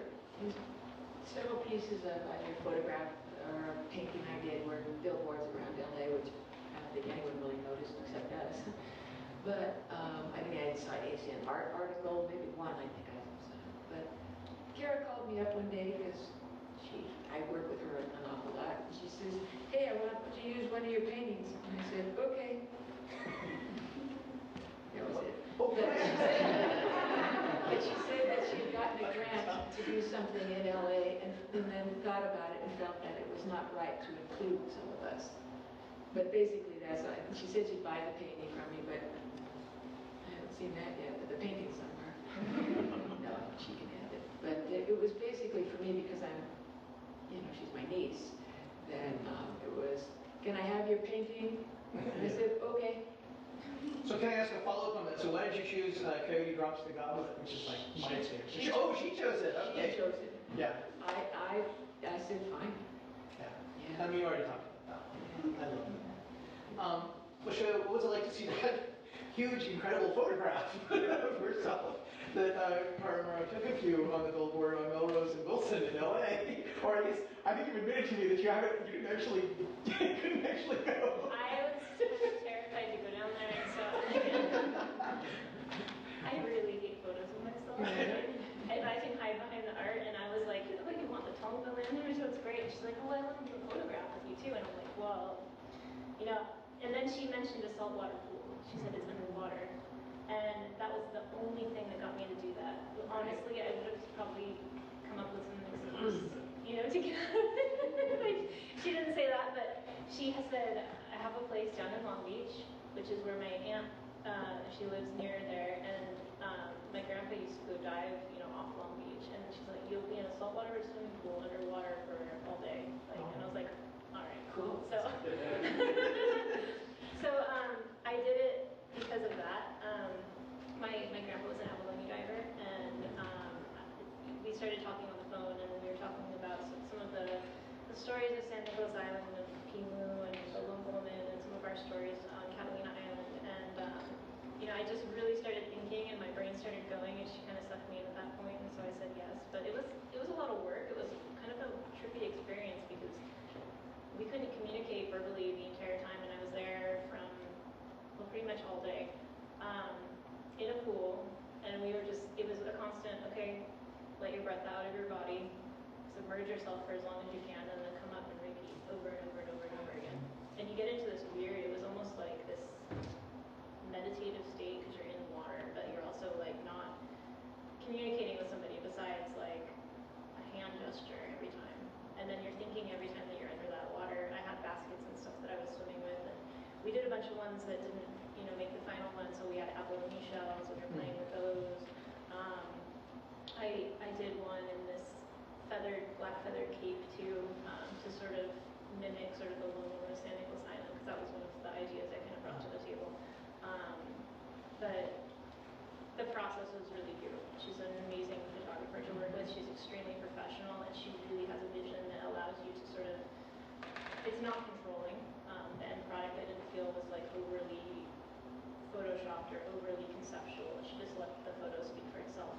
And I have a lot of respect for the work that she does. So that part of it was amazing. I was too terrified to go down there and see them in person. And you were as afraid as Mercedes. Yeah, she does everything. In ice cold water, I hear it's freezing dollars. And I have another question. Some of these were submitted too. This is for you as well. Can you tell us more about your Marvel Comics project? What was it like working with Marvel on the Heritage Indigenous Voices issue? And what were the challenges? And I think I know the answer, but I'm sure other people want to hear it. Can we look forward to any other or Marvel collaborations with Indigenous artists? Yeah. It was fun. It was a bucket list thing that I had wanted to do for a very long time. I had been friends with David Mack for a long time, who's the writer and creator of Echo. And I went from, going to San Diego Comic Con conventions like 15 years ago, and having him review my portfolio with like sample Echo pages to like them finally asking me. And so I was like, yes, it's a bucket list thing. But I will say with hesitancy, working for a major corporation like Marvel and Disney, it comes with a lot of very long contracts. It also comes with a lot of control. So they followed up with that particular job and wanted me to work on another project and sort of included the Tongva as sort of like a heads up, by a very well-known sort of celebrity writer. And when I told the editor, I can't make this decision as a creative. I need to ask my community if that's something that's even okay to fictionalize them and include them in a book like this. And I also kind of asked her if they had done any reaching out to like the Apache community, because this was for Kushala. They wanted me to do the book that came out, but I didn't end up saying yes to. And so I asked them, I said, can I read the script and see how this is done? And there's a couple of just red flags in there. And then also the way that she responded, the editor responded to my concerns via email, just like, oh, well, the writer lives in Los Angeles. And I was like, well, that's real great, That was one sort of retort, and the other retort was, oh, well, we consulted costumes approved. And I was like, oh, okay. I was like, well, we're obviously not talking on the same like level here, so I'm gonna say no to this project. And if you come back to me with another project that's like done well or that, you know, isn't problematic and I'm not just being used as sort of a token artist for your thing, then maybe I'll say yes. But I have been very, you know, vocal about them needing to have more native editors in Marvel Comics. They need to have more people working within the system that they have established and not just hiring sort of native artists for like the name, you know, to put them all together in a book. And I'll say that with most major corporations, when you start getting the big names knocking at your door, that's kind of what they want to do. And, you know, a lot of people kind of just, okay, they see the paycheck and they're like, all right. I will say I've gotten paid better on independent jobs as opposed to what Marvel's paying. The pay thing is another issue that I have with them. I think that they need to pay their talent across the board, native or not native, more than they get paid, and that has to do with sort of the trickle-down effect of the major studios and the major corporation, and then all the way down to the artists who are at the very, you know, lowest realm of anything within comics, and this is across the board in comics, but so yeah, I don't see myself necessarily doing more work for them until they sort of set those parameters in place where there's more respect for native talent and more editorial control with native people and consultation. And if there is, you know, maybe I'll put my foot back in that door, but I'm having more fun doing, you know, my own stories and stuff, and I think those are more important. Well, thank you. And there's new spaces too, like Francis and Red Planet Comics. Yeah, yeah. I know you've done some great. Do the werewolf one, right? Yeah. I'm waiting for that Kickstarter. Right? So this question is. Thank you so much for that. This question is for L Frank and all three panelists. Sorry, I didn't write this one. How have you balanced your art making and writing practices, land back activism, and language reclamation work? What projects are you working on now, and what do you see as the future of land back work? What advice can you give those of us here today who have been or are interested in supporting the land back movement here in Southern California? I feel funny asking this question. Well, there's an organization you can work with. There's a couple board members. And I mean that sincerely. The balance thing, I was laughing when I heard that word. What balance? Yeah. You know, I did opening for West Hollywood Gay Pride. It's a funny thing when I get invited to non-native openings, you know, where I'm going to do the blessing. They start with like banjo players and all kinds of things, and then finally they open with a blessing. It's like, that actually should come first. But I was listening to the first 5 people up, and so when I got up there, I just yelled at them. I said, oh, okay. So I'm hearing that you've been working at this for 1 year and you're so tired. You know, for 5 years you're so tired. For 40, I said, sleep when you die. I said, if we Indians rested like y'all, you would not see me standing here today. And that is still kind of the unfortunate thing, that we still have what balance? We can't afford to have balance. Well, I guess your art really sounds real big, and then I don't know what you have. You have a nice car. But balance, and especially I feel with our tribe, there aren't a whole lot of us, and there's a whole lot of work to do. And it's just that simple, you know. It's just that simple. And yes, we get tired of the work. You know, yes, we're exhausted. Yes. My doctor, I was telling him today, that gave me a prescription for not less than 1 month and not more than 3, so I went to Amsterdam. You know, it's like, yay, free from obligation and responsibility. You know, and then when we go somewhere, we know people where we go. I go to Hawaii, but my friends have a papaya factory, so I'm in there trying to relax while I'm making papaya boxes. You know, so we go work, or then we go to a meeting because they're going to a meeting. So I go to Amsterdam where, you know, people don't, they leave me alone. But, you know, many of us can't get away. And so you have to, a lot of people tell me I've got to put more into my art than my activism. But the art sort of moved into the activism. And so that's why things started looking a little differently, because everybody has needs. Can you do me a logo? And then I'll save the world. Okay. So, you know, you've got, and I really, really, really hate telling anybody no, because they're trying really hard, and if all they want from me is this little bit, then I'm going to do that, you know. And so I personally have not found the balance. You know, I enjoy things. I enjoy language and making language art, you know, little videos and things for us, and also I have some enjoyment But really, it's obligation to our peoples. And if, you know, maybe there's some kid in our tribe watching and they're not seeing anybody doing anything. Well, we better be the ones doing something, because you never know. That's why I ended up building all these canoes. It's like, dang, who knew I was going to build canoes?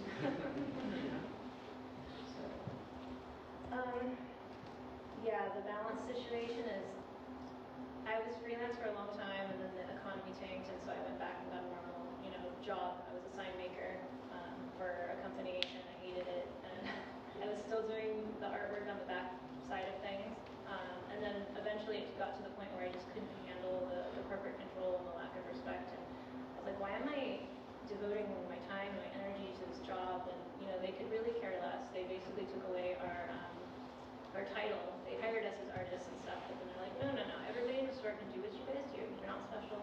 You know, you can go out there and you can stock shelves and stuff. I worked for Trader Joe's, if you guys are wondering. And I haven't been back since I quit. And so, yeah, my last time there, I was pulling the weight of not only myself, but also another girl who was out on sick leave. And the person had absolutely no concept of what it takes to make art if you care about what you're making. And I got one of the worst reviews I've ever gotten there, and I think just because I was pushing back against them, wanting me to not do art for the longest time, and I knew it was like a higher up thing. So I just basically, he thought he could throw me a bad review, and I was like, well, you know what, this is my 2 weeks, so anything you say to me doesn't matter at this point, and I had planned it.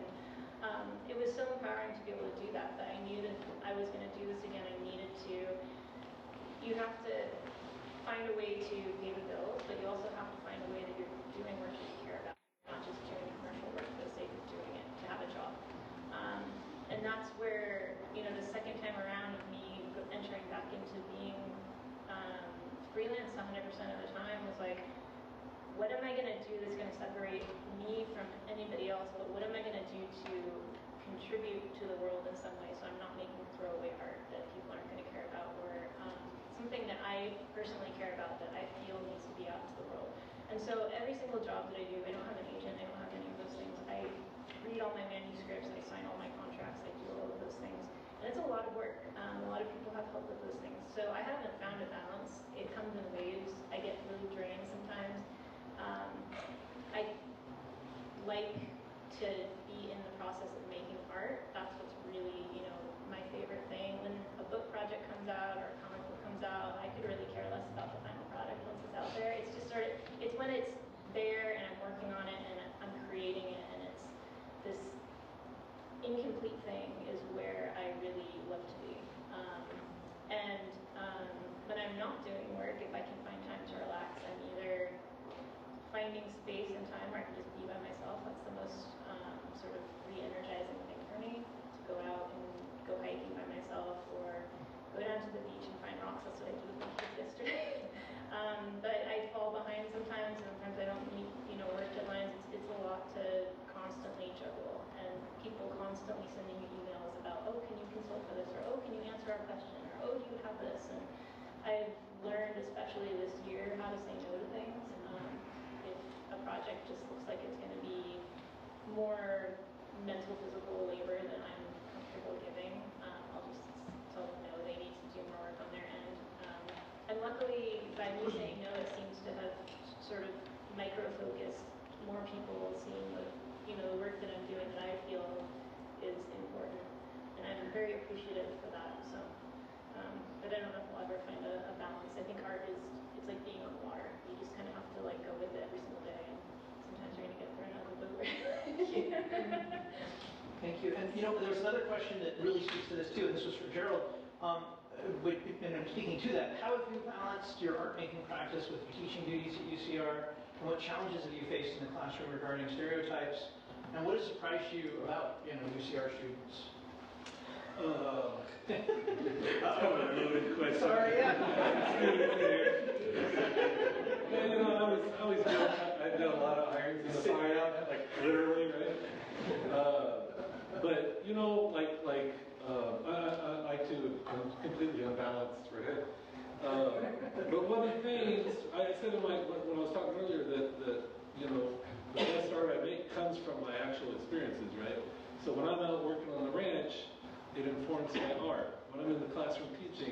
informs my art. When I'm, being a dad, it informs my art. You see what I'm saying? I see it kind of all in one thing. That being said, I'm overwhelmed most of the time, right? And I'm always just trying to find time to do this and that and what have you. And as far as, so I thought teaching here at UCR, oh, well, maybe that'll afford me a little more time, and then there's committees and various things, so that didn't work out too good. And often, so I'm a mixed race person too. My mom's a white lady, and you hear people talk about, well, I feel like I live in two worlds.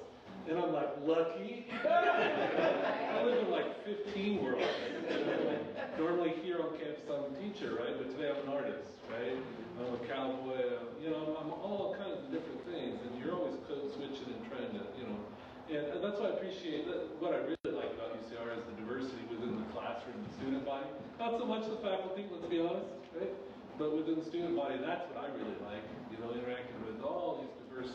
And that informs me, and I think, I switched from visual arts to ethnic studies. I'm reading things I probably would not have read, right? So that's all informing my art. And one of the things that's surprising about our students that I really like, I guess it's surprising to me, is they take my class and they get angry. And they're like, why didn't we know this? Why didn't somebody tell us this before the year, right? And so, we talk about stereotypes in Indians, and there's a stereotype of ethnic studies too, that we're trying to teach students to hate this country or anything like that, right? But how can you truly love this country without having a foundation of understanding of where it came from? And California Indian history, Native American history is American history, right? It doesn't start with the colonists or whatever. So I really like our students, and they help keep me on my toes, keep me thinking, and calling me out when they need to, and I appreciate that. I want to also take a moment, if it's okay with you, to have some questions from the audience as well? Almost everyone. Not you, Wes.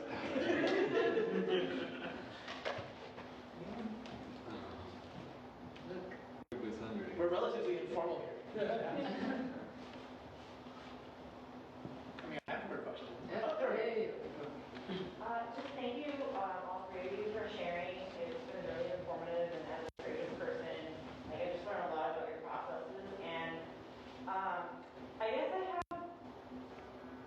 I have a question, and I think I've kind of just maybe answered it myself through your learning, but I'm seeing that we can't really separate the artists from the artwork.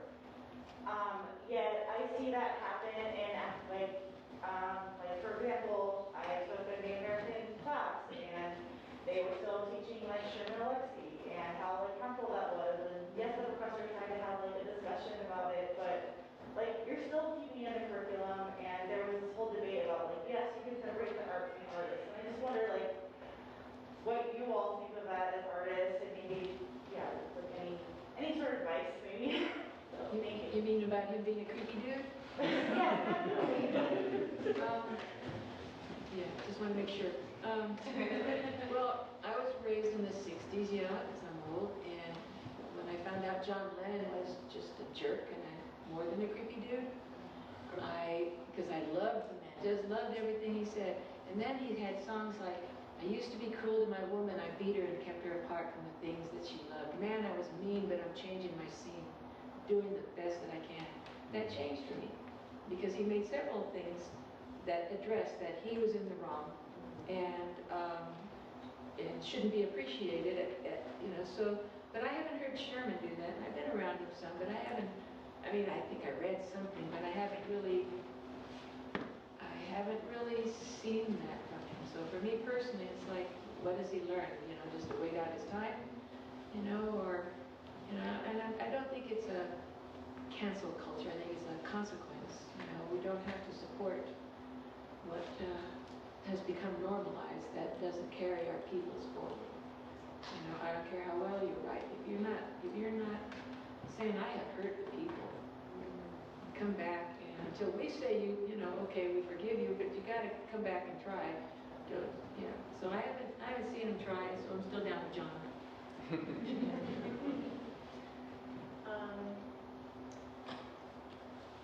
It's a difficult question. I've tried early on I tried sort of separating myself from the artwork that I do because I'm a very quiet, introspective person. I didn't want people knowing who I was. I wanted the work to speak for itself. But then when people see the work, they automatically, oh, I want to know more about you. And then now in this social media culture, it's like peering into everybody's lives, like on this weird edited level. So I'm very aware of that.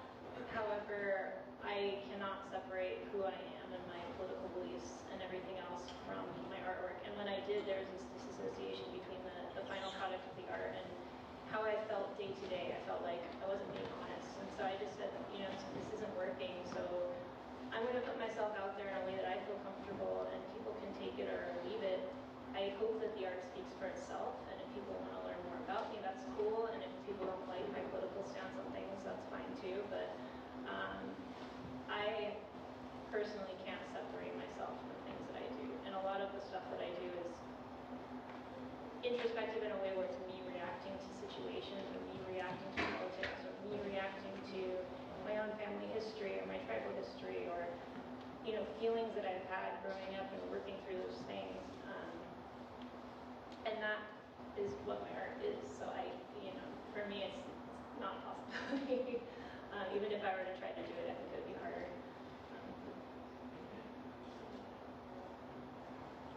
I guess I would, two things. I would say the study of art, like art history or literary studies, whatever, is separate from the production of art. Right? It's a completely different world, I think. And I think when you're outside looking in, it's easy to, I think we've done a disservice by dehumanizing the humanities, right? By trying to turn it into a science where things can be dissected to be understood, and I don't think it works that way. And as far as like for me, well, I see a lot of interesting art in the world, right? I go, oh, that's interesting, and I get home, I'm not changed. My soul is not impacted in any way, shape, or form. It's interesting. It appeals to up here, but it leaves me empty in here. And so for me, showing my work is terrifying. It's terrifying because you're putting your soul up there on the wall for people to go, huh? Right? And if you're doing it right, I think there's a lot of posers. I think there's a lot of fakers out there that are just going through the motions up here, but they're not including it down here. And when you do it down here, you're wagering everything, just to be judged, really, So I would just understand that, what we do here in this institution, there's not that there's not truth here, but it's somewhat detached from, when I go in the studio, I was talking about that weight you carry into the studio. I'm carrying genocide, I'm carrying all these stories, right? And I don't think that carries through in academia a lot, right? So we have to be careful. Cahuilla creation story, we start with miscarriages. The twin creators are, they're not, it's not easy. We're told from the very beginning, life is hard and nobody's perfect. Even our creator did bad things, right? And so that tells me we shouldn't be beating ourselves up. We shouldn't be beating each other up. I like that idea about learning, right? You learn as you go through and you just try to get better,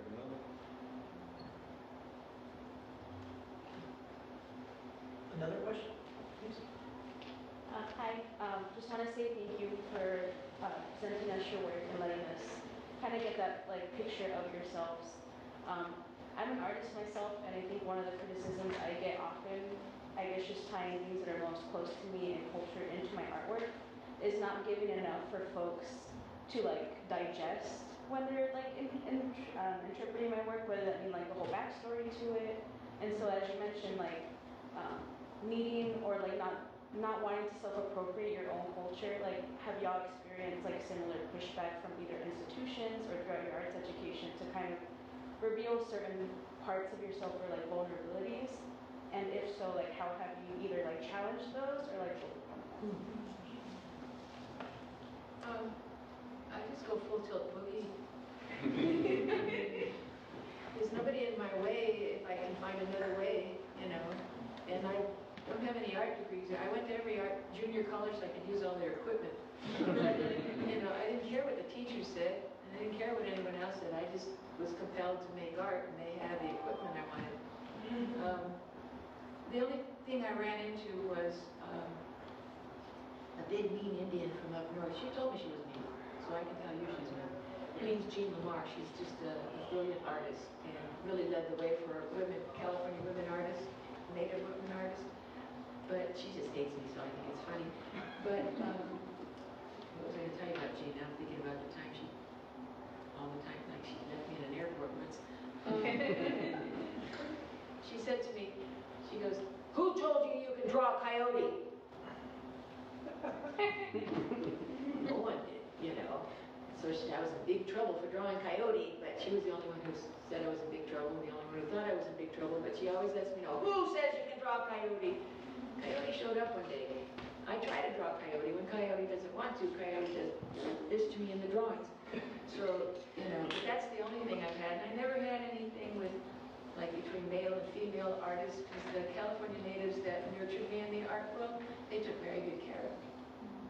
You know, we all took care of each other. And except for two guys, nobody was really jealous of anybody's work or whatever because everything was so different. So I've never bumped into those things. I never tried to be in the art world. I didn't even know it was happening.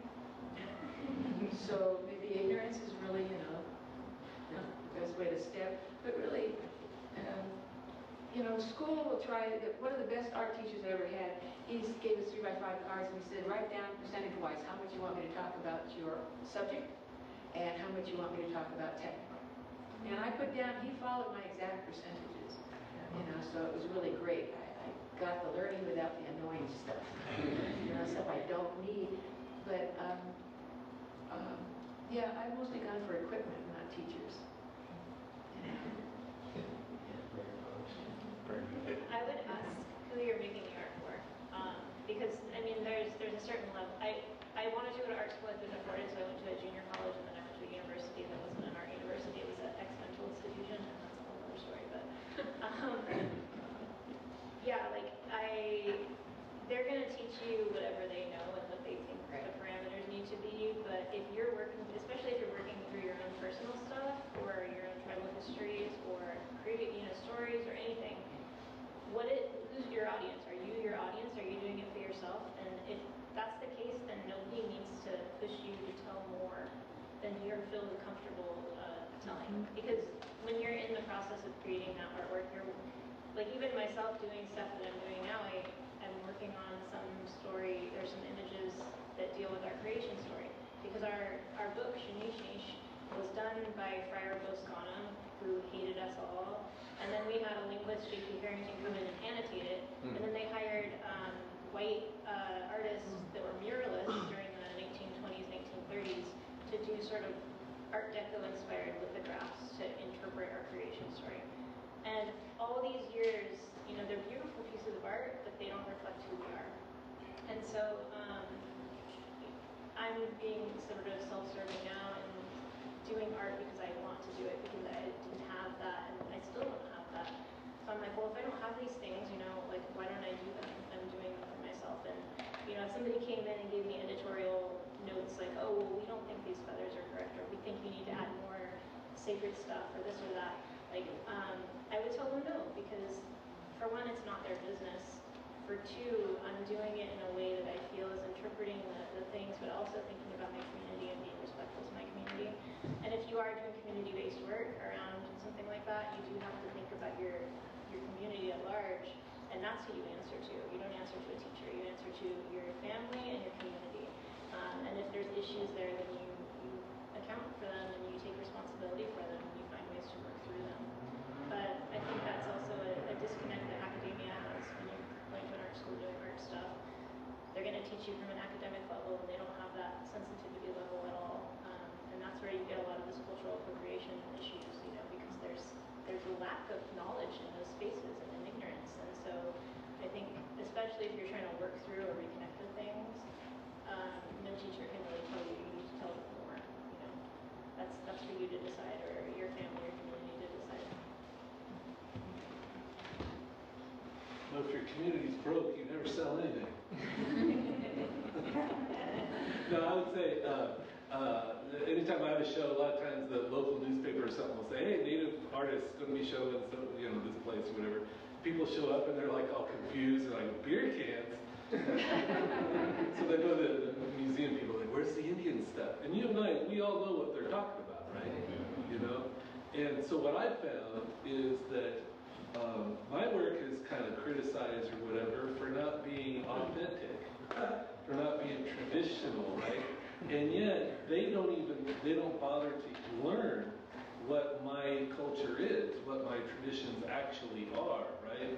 So isn't it interesting, like for those of us, I'm like you, I went through the whole university system, right? And you have to jump through their hoops, and you have to hop over their hurdles, right? And I have an understanding, you know, of European art history, right? And then over here in America, recent developments, right? But they're not doing their job, right?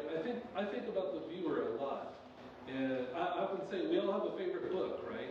And when you close that final page of that book, you often say to yourself, man, what wonderful use of grammar. I don't do that, right? We don't do that. We think about character, plot, all the story and all those things. But Americans specifically have never been trained to look at art and to read it and to understand it. And the other thing I would say too is you're young, right? And I just hope I'm doing decent work when I'm 80 and I'm passing away, right? I mean, that's what I want to, you know, so it's a lot of experience, and you just learn to, and get used to hearing no. I've heard no so many times, you know. But like what Weshoyot's saying, you know, who you're doing your work for, I do it for me and my community, really, you know. And you just have to believe in what you're doing, and if you want success, then maybe you got to change. Right? But if you want to stay true to what you're doing, you just keep plugging away and maybe get a teaching job somewhere. Yeah. That's what happened for me. And on that note, I hate to say, thank you so much.